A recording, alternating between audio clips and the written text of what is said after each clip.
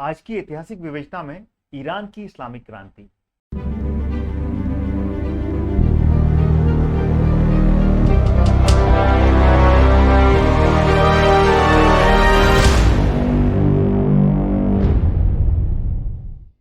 नमस्कार दोस्तों, स्वागत है आपका ऐतिहासिक विवेचना में। ईरान में इस्लामिक क्रांति सन 1979 में हुई थी, जिसके परिणाम स्वरूप ईरान को एक इस्लामिक गणराज्य घोषित कर दिया गया था।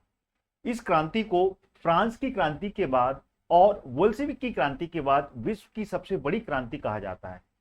इसके कारण पहलवी वंश का अंत हो गया था और अयतुल्ला खोमैनी ईरान के प्रमुख बन गए थे। अयतुल्ला खोमैनी के नए प्रमुख बनने के बाद ईरान में नया शासन स्थापित हुआ, जो कि इस्लामिक धर्मतंत्र पर आधारित था।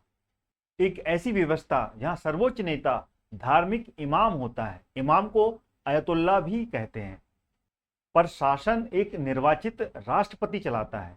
गौरतलब है, ईरान एक शिया बाहुल देश है।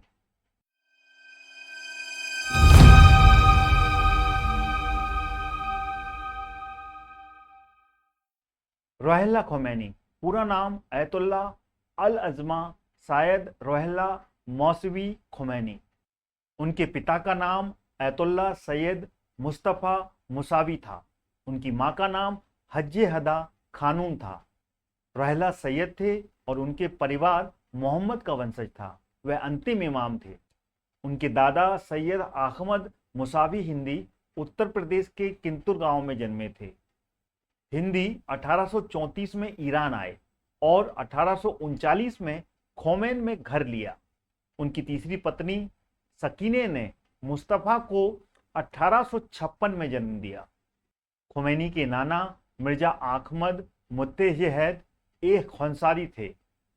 मिर्जा खंसारी मध्य ईरान में बहुत अच्छे इमाम थे। मार्च 1903 में पंचमास रुहुल्लाह के जन्म के बाद लोगों ने उनके पिता की हत्या कर दी थी। रुहुल्लाह को उनकी मां और नानी ने पाला।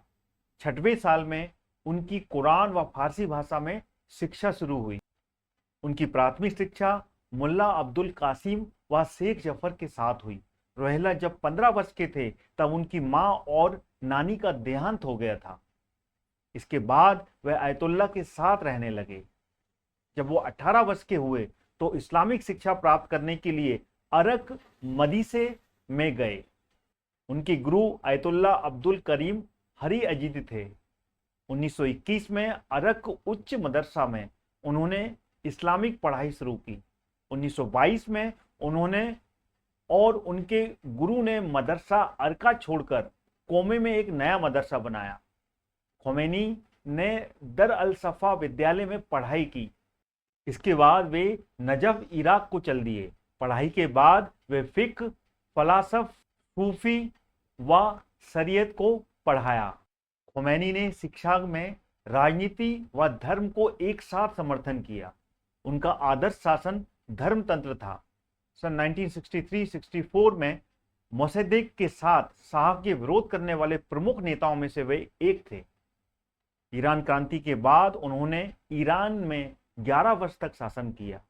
वे सन 1979 से लेके 1989 तक वे ईरान के रहबरे इनकलाबी रहे। उनको सन 1979 में टाइम पत्रिका ने साल का सबसे प्रभावशाली नेता के रूप में चुना था। भारतीय मूल के बरतानी लेखक सलमान रुश्दी के खिलाफ फतवा जारी करने और कई राजनीतिक कैदियों को मरवाने का आदेश भी उन्होंने ही दिया था।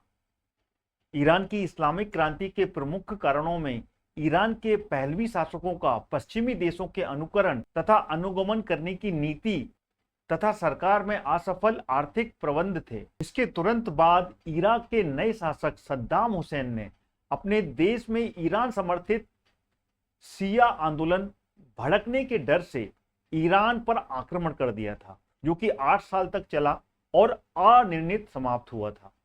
ऐसा कहा जाता है कि सन 1941 में अंग्रेज तथा रूसियों ने ईरान पर अधिकार कर लिया था।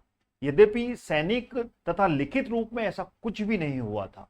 रजा शाह खुद जर्मन नाजियों को समर्थन करने लगा था। मित्र राष्ट्रों को डर था कि यदि वे आगे न आए तो ईरान जर्मन के साथ चला जाएगा। सैनिक रूप से ईरान बहुत महत्वपूर्ण था, क्योंकि यहाँ न सिर्फ तेल का भंडार था, बल्कि ये भौगोलिक रूप से एशियाई सोवियत रूस तथा ब्रिटिश भारत के बीच पड़ता था। अल सोवियत खलल के पहले ईरान में किसी भी जर्मन ने सैनिक आतंक नहीं फैलाया था। कोकेशक, आज का अजरबैजान, जॉर्जिया और उसके आसपास का क्षेत्र, फारसी में इसे कुए काफ कहते हैं, के तेल क्षेत्रों पर जर्मनी ने 1942 में ही दबाव बनाना आरंभ कर दिया था।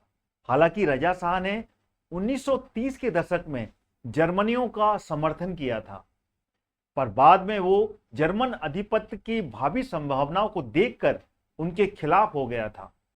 इधर हिटलर के द्वारा रूस पर जून 1941 में आक्रमण कर देने के बाद रूस तथा ब्रिटेन मित्र हो गए थे, अतः दोनों ने मिलकर ईरान की सत्ता पर अगस्त 1941 में आधिपत्य कायम कर अधिकार कर लिया था। शाह ने एक तरह से ये सब होने दिया। लगभग इसी समय इराक में ब्रिटिश विरोधी आंदोलन शुरू हो गए। जर्मन सेना उत्तरी अफ्रीका में आ गई थी। यूरोप में जर्मनी के कब्जे वाले जमीन से रूस ब्रिटेन का सहयोग होना बंद हो गया था, तो उन्हें ईरान एक नए रास्ते के रूप में दिखने लगा और उन्होंने ईरान पर अगस्त 1941 तक अधिकार कर लिया। ईरान के शाह ने पहले तो नाजियों के आर्यीकरण पर सहयोगी भूमिका निभाई थी, पर बाद में वे नाजियों या साम्यवादी रूस के शासन के खिलाफ हो गया था। अतः उन्होंने ब्रिटेन को सहायक विकल्प के रूप में चुना। शाह ने अपने पुत्र मोहम्मद रजा को वारिस बनाकर गद्दी छोड़ दी और मित्र राष्ट्र युद्ध को खत्म होने तक ईरान में बने रहे। ईरान में अंग्रेजों की उपस्थिति से संपूर्ण राष्ट्र अपने आप को लज्जास्पद दृष्टि से देख रहा था। सन 1949 को शाह की हत्या की साजिश की गई, जो कि विफल रही। प्रधानमंत्री मोसद्देक को 60 के दशक में सत्ता पलट के जुर्म में नजर कैद की सजा सुनाई गई। सन 1967 में उनकी मृत्यु हो गई। वह एक अयोग्य व्यक्ति था और उसके इस हश्र के बाद भी लोगों का गुस्सा शाह के खिलाफ भड़क रहा था। सोवियत के खिलाफ ईरान में अमेरिकी उपस्थिति 1968 तक बढ़ती गई। तेल के कारण शहरों, खासकर तेहरान में जनजीवन विलासितापूर्ण हो गया था। गांव में गरीबी बढ़ती गई। लोगों के शासन से क्षुब्ध होने का एक यह भी कारण था। सन 1971 में तख्त जमशेद, जिसको कि पोर्सपोलिस भी कहा जाता है, प्राचीन ईरान के हकामानी शासकों के द्वारा स्थापित विश्व के उस समय के सबसे शक्तिशाली साम्राज्य की स्थापना का 2500 वर्ष पूर्ण होने के उपलक्ष्य में शाह ने एक बड़े सम्मेलन का आयोजन किया। इसमें सभी बड़े राष्ट्र अध्यक्षों को तथा उनके प्रतिनिधियों को निमंत्रित किया गया था और इसमें अपार धन व्यय हुआ था। पर गांव में फैली गरीबी ने शाह के इस खर्च को दिखावे के हद के रूप में देखा। जनता का रोष बढ़ता चला गया। तेहरान जैसे शहरों में अमेरिकी तथा पश्चिमी पहनावों तथा रियायती बढ़ती गई थी। लोग पश्चिमी वस्त्रों में पेप्सी कोला पीते हुए दिखते थे। दरअसल यहाँ विलासिता इतनी बढ़ गई थी कि उनका रहन सहन यूरोप की लोगों से भी कहीं बेहतर हो गया था। सरकार के द्वारा निर्वासन मिलने के बाद खुमैनी ने विदेशों से ईरान की जनता को शाह के खिलाफ भड़काना आरंभ कर दिया। क्रांति की शुरुआत से पहले ईरान पर शाह रजा पहलवी की हुकूमत थी।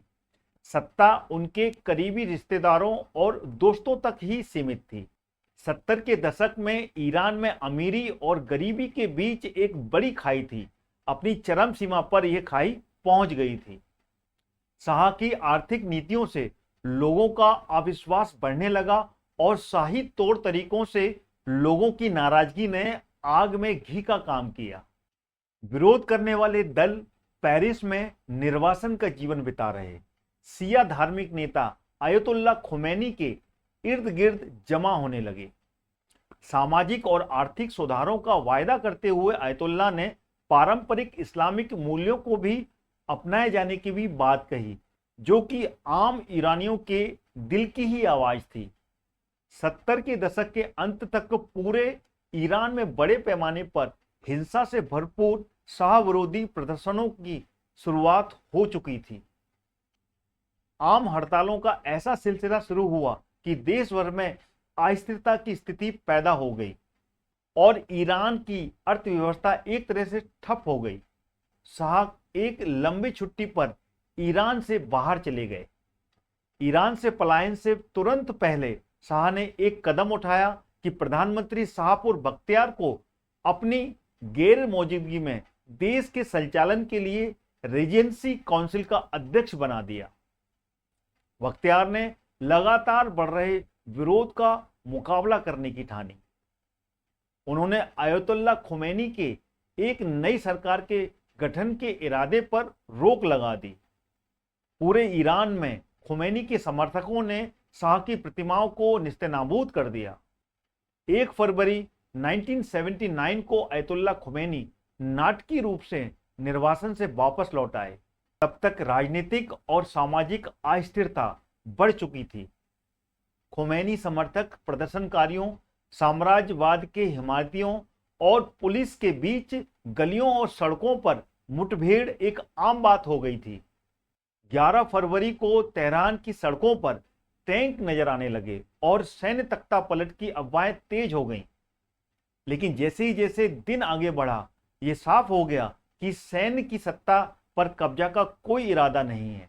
क्रांतिकारियों ने तेहरान के मुख्य रेडियो स्टेशन पर धावा बोल दिया और ऐलान किया, यह ईरानी जनता की क्रांति की आवाज है। प्रधानमंत्री बख्तियार ने इस्तीफा दिया। 2 महीने बाद अयतुल्ला खुमैनी ने राष्ट्रीय रायशुमारी से भारी कामयाबी हासिल की। उन्होंने एक इस्लामिक गणतंत्र का ऐलान कर दिया और उन्हें जिंदगी भर के लिए ईरान का राजनीतिक और धार्मिक नेता नियुक्त कर दिया गया। 1 फरवरी 1979 को खुमैनी एयर फ्रांस के एक यात्री विमान से तेहरान पहुंचे, जहां उनका जोरदार स्वागत किया गया। तो ये थी ईरान की इस्लामिक क्रांति।